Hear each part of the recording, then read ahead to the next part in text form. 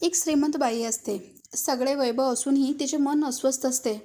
थोडक्यात काय तर तिच्या मनाला अक्षय आनंदाची खास होती. नेमका तोच तिला मिळत नव्हता. तिने पुष्कळ डॉक्टरांना सल्ला घेतला. अखेर मानसोपचार तज्ज्ञाला भेटून तिने आपली व्यथा सांगितली. तुम्हाला काय वाटते, तुमचे सुख कशात आहे, तज्ज्ञाने विचारले. ती म्हणाली, हे मला समजलं असतं तर मी तुमच्याकडे आले असते काय.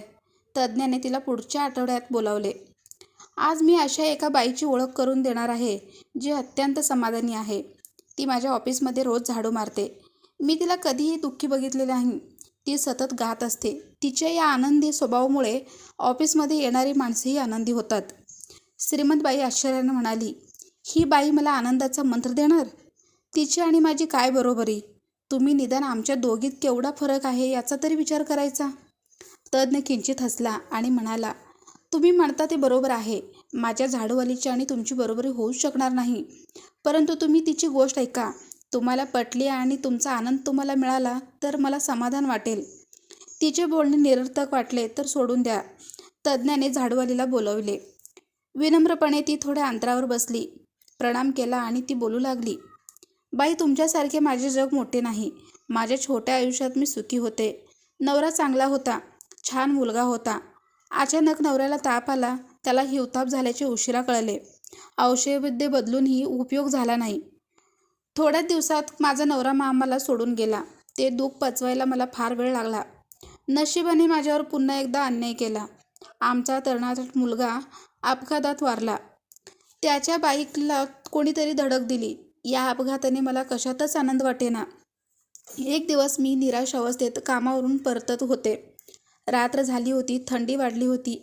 दार उघडत असताना मांजराचे एक पिल्लू घराच्या पायरीवर दिसले. ते थंडीने कुडकुडत होते. बहुधा उपाशीही असावे.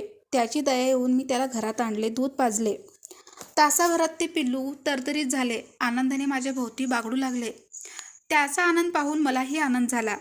अचानक माझ्या लक्षात आले की एका छोट्या कृतीने मी एका पिल्लाला एवढा आनंद देऊ शकते. असाच आनंद मी आजूबाजूच्या लोकांना दिला तर माझ्याही जीवनात केवढा आनंद निर्माण होईल. तेव्हापासून मी ठरवले की इतरांना आनंद देत राहायचे. दुसऱ्या दिवशी मी ताजी बिस्किटे बनवली आणि आजारी शेजाऱ्याला नेऊन दिली.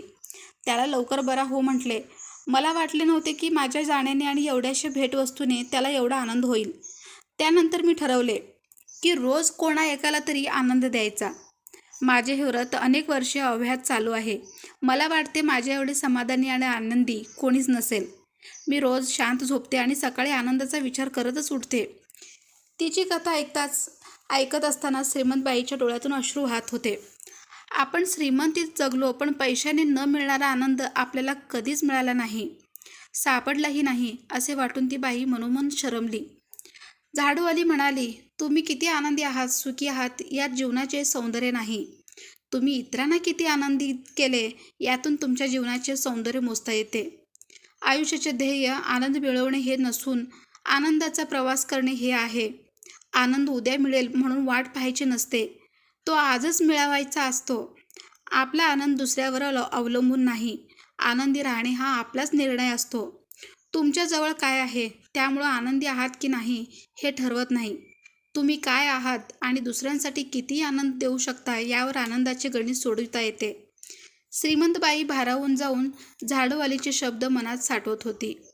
तज्ज्ञाने तिच्याकडे अर्थपूर्ण नजरेने पाहिले. श्रीमंतबाई म्हणाली, आज मला आयुष्याचे जे गुपित कळले आहे त्यासाठी मी माझी सर्व दौलत द्यायला तयार आहे.